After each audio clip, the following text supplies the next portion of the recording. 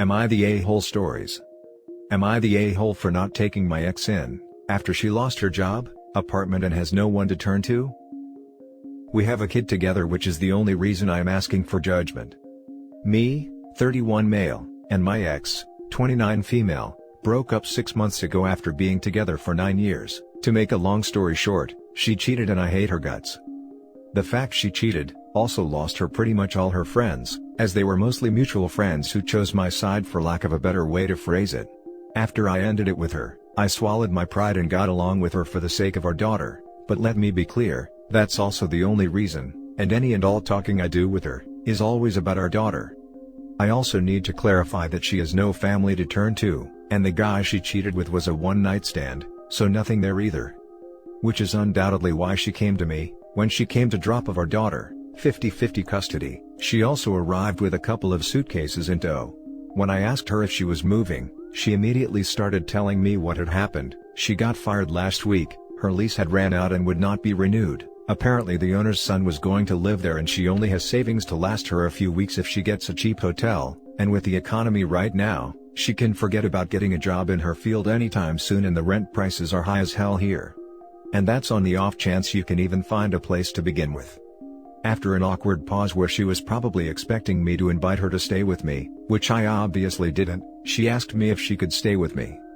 Now I got the room, 3-bedroom apartment, so I got a spare room. I make plenty to feed another mouth. Issue is, I hate her, like legitimately despise her. Like I said, the only reason I tolerate her in my life is our daughter. If she wasn't in the picture, I would have laughed in her face and slammed the door right away. I said no, obviously, to which she started saying she figured we were friends now and she has nowhere to go. I told her that we are not friends, and that the only reason I speak to her at all is our daughter. She should not mistake me being civil with friendship. She started crying and pretty much begging. I lost my crap, told her the fact she had the guts to ask to live with me after everything she did is literally testament to the piece of crap she is, and told her she'd better get a job and a place since I am not leaving our daughter with her in a crappy hotel room, and close the door. Now here is the thing, at the end of the day she is the mother of my daughter, so I feel responsible and sort of guilty despite the fact I hate her, so I wanted the judgment of strangers on the internet. Well, here I am. Now for the top judgments. Not the a-hole. I don't actually blame her for asking if she was truly desperate, but expecting you to say yes to the point of bringing along suitcases? She should have known better. Honestly, I can't fathom how she figured I'd say yes. Probably hoping to get you to agree out of awkwardness, or something of the like. Not the a-hole. She made her bed. It is rough that the daughter has to realize her mom is not stable, but it's the truth, and the toxic environment that would result in someone you hate living under your roof would be unhealthy for her. And given my ex spends all her free time at home, that means I'd never be rid of her even for a moment until she gets a job either. You just know she'd milk that for everything she could too. A few days turns into a few weeks, then a few months, then it's, how dare you try to kick me out, we could be a family again, how could you break the family up, how could you do this to your daughter, etc. etc. Not the a-hole. Cheaters get what comes to them. I suggest you go through the courts and fight for full custody of your daughter. Keep her safe. Your ex can get her stuff together while you keep the baby in a stable situation. Or not. Either way, it's not your responsibility to take care of your ex, just because she's the mother of your child.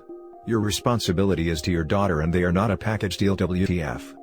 By the way, I am a mother who co-parented for 18 years. It's not easy, but it's not impossible either. Put those healthy boundaries up ASAP, and build stability for your daughter. Good luck. If she does not get a stable living and work situation, I am going to sue for full custody, of course. Now for the second story. Am I the a-hole for refusing to let my sister-in-law move into my home temporarily? My husband is deployed, and has been for almost 11 months. We have a 3-year-old daughter and a 14-month-old son. My sister-in-law, 43, has an 11-year-old daughter who she allows to run amok. Last month, she asked her best friend to move in with her to help pay bills, and this sparked an affair between her husband and said friend. I feel bad for her, I truly do. But there are many reasons why I don't want her to move in. The biggest one, she now calls me to tell me all the time that men are pigs, and that my husband is probably cheating on me. Mind you, this is her brother. She doesn't have a job and refuses to get one. She has not worked in 16 years. Her daughter has literally no discipline, and every time they have visited, she has left my home in complete shambles with my kids' toys broken and destroyed. Her daughter also lies like a rug and she laughs it off and says that it isn't a big deal. Example, her daughter drew all over my spreadsheet for work that was completely finished, and due the very next morning. I didn't have time to make another one and had to spend several hours trying to use whiteout. She even wrote her name on it. The kid outright denied it and tried blaming my oldest, who only scribbles. Her mom said, she didn't do it, and I'm not going to break her spirits simply because she drew on something. Put your stuff up for safekeeping next time you invite us for a visit. I did not invite her. She showed up unannounced. She always says things like, "What are you getting your favorite sister-in-law for her birthday?" or, "Since you love me so much, you should buy me this." Anyways, I just can't do it. So, she asked last week, or rather told me, "Well, it's final. Greg and I are over. Teresa and I are going to come crash at your place." Literally like an outright demand, as if I owe her. So I said, "No, you're not." She freaked out and asked me why, and I was completely honest with her, down to every last detail. I simply don't have enough patience and I don't want her in my house while I am not there to make sure her daughter doesn't destroy my house. My husband called and I told him what happened. He said, "You told her no, right?" So he's 100% behind me on this one. But my brother-in-law is saying that I'm a stupid witch for not being more understanding, because her husband cheated, and staying in the house with him and his mistress is going to cause a mental plummet. Am I the a-hole? She can't afford to go anywhere else and no one has room to house her. Now for the top comments. Not the a-hole. If her cheating husband wants his wife out of the house then he can pay for it. Why are they involving you into their mess? She always tries involving me in her mess. She's been like this for as long as I have known her, 12 years. This is hers and her husband's mess. You owe her nothing, and even though you didn't have to, you gave her an explanation and she's further proving that living with her would be a nightmare. And if she's not working, then her and her child would be dependent on you / bossing you around non-stop. Not the a-hole. They've made it clear they would not be good guests. If your brother-in-law is so concerned about her impending mental plummet he can host them. While I agree with you, I do think the brother-in-law in question is the fellow who cheated on her. Not the a-hole, but I'm confused. Why is the woman her husband cheated on her with, would be allowed to stay in the house? She and the kid would get the house and he would have to go find another living arrangement. If she leaves, it's very unlikely she would get it in the divorce. I would recommend she stayed and kicked him out. I recommended the same thing, but apparently her husband refuses to leave and the mistress has taken over the bedroom. He says that since he has been supporting her for 16 years and she hasn't paid for literally anything, that he is not obligated to leave because it's his house. Her name isn't on it and he made her sign a prenup upon marriage. So essentially, she will get nothing in this divorce. Now for the last story. Am I the a-hole for living with my grandma at 31, and telling people to shut the F up when they tell me to get a real job? I always considered my grandparents my parents. My grandpa passed in January. I had been working at the same store since a teenager. I made a pretty decent wage since I had 14 years of raises, but I hated it. It was really taking a toll on my mental health, and after my grandpa passed, it just made everything worse. My grandma was also not doing well. She has always had an extreme fear of being alone and was grieving her husband she had spent 64 years with. I was spending as much time with her as possible and trying to cheer her up. Then when the virus hit, I started worrying about catching and giving it to her. We decided I would quit, I would move in with her. Then she wouldn't have to be alone and I wouldn't have to have a job I hate. This has worked out well for us. Both of our mental health has improved. This has also given me the time and energy to start taking college classes online. Ever since my mom found I quit and moved in with my grandma, she has been spamming me, calling me a loser and a deadbeat. I blocked her, so she calls my grandma and makes her cry. She tells her she's holding me back by letting me live with her, that I'm an embarrassment to the family. She also told her I'm being guilt-tripped into it. Not true. My grandma blocked her, now she recruits neighbors to pry. Because my grandma won't kick me out, my mom and stepdad wrote us out of their wills. Now if something happens to them, neither of us get my siblings, because according to my mom and stepdad, they will grow up to be a loser like me. This has completely devastated my grandma and she worries what will happen to them. She also now fears they are right, and that she is holding me back from having a better life, and that I don't actually want to be here. Now my grandma says everyone will benefit if she is gone. I could have the house to myself or rent it out or sell it, then not have to worry about money. Go to a good university instead of a community college. She thinks if I go to a better school, I will get a better job and this will impress my mom and stepdad and they will let me have the kids. I don't want my grandma going anywhere. This is her home, she took me in when I was a kid. She was there for me, I have no problem being here for her. I still have some income from other work. I have no debt. I may not have a 401k or something, but I do have a good bit of money saved up. Everyone else seems to think there is a problem. But my only problem is nosy neighbors and my other family members prying into my life. Now, when my mom has someone else call me or my grandma, I tell them to shut the F up and mind their own damn business. Some of these people have complained to my mom and stepdad that I was rude to them, but I really don't think I'm the one being an a-hole.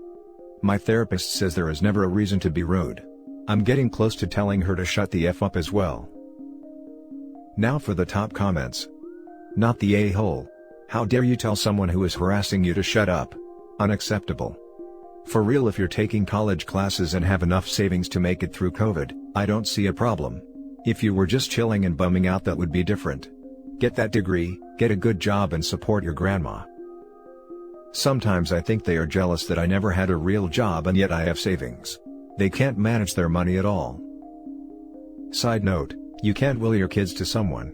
They certainly take your wishes into consideration, but it's not black and white like that. If something does happen to them, just make sure your ducks are in a row, and talk to whoever they willed them to. It might be that simple, or it might involve some lawyers. You got this. Not the a-hole. Your mom should mind her own business, mostly since she sounds like she was a terrible mother for you growing up. How is she supposed to know what's best when she couldn't be a good mother? I'm assuming this, because you said you always considered your grandparents your parents. For both your situations it was probably the best for you both, but with your mom harassing your grandma, I'd check to see if that's elderly abuse because she shouldn't be able to do that to an elderly woman. Also, you're going to college now and even if it's community, you can eventually transfer to a 4-year if you want to. That will open better opportunities for you. Your assumptions are right and I wish I had went to college at 18.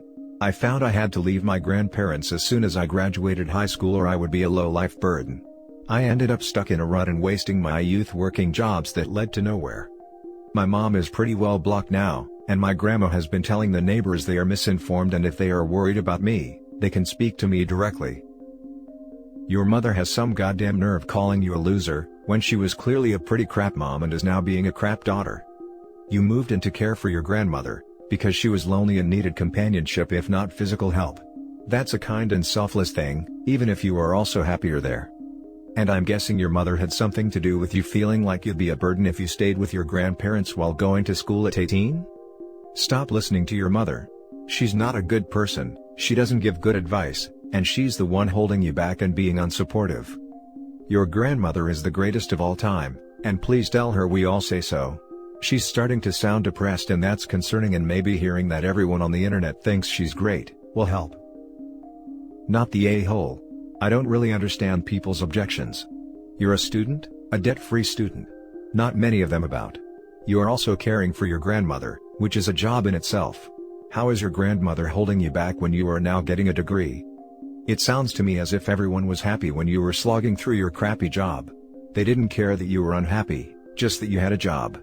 Now that you are bettering yourself, they can't put you in that neat little box anymore, and they're freaking out. Ignore them. And get a new therapist. They didn't consider that job real. Or any of my other jobs, since I usually had more than one at a time. They would talk crap then, but not as frequently, and they weren't bothering my grandma. And that's it for this video guys. If you have thoughts to share, leave a comment below. Don't forget to hit like and subscribe if you like this content. I'll catch you in the next one. Good day everyone.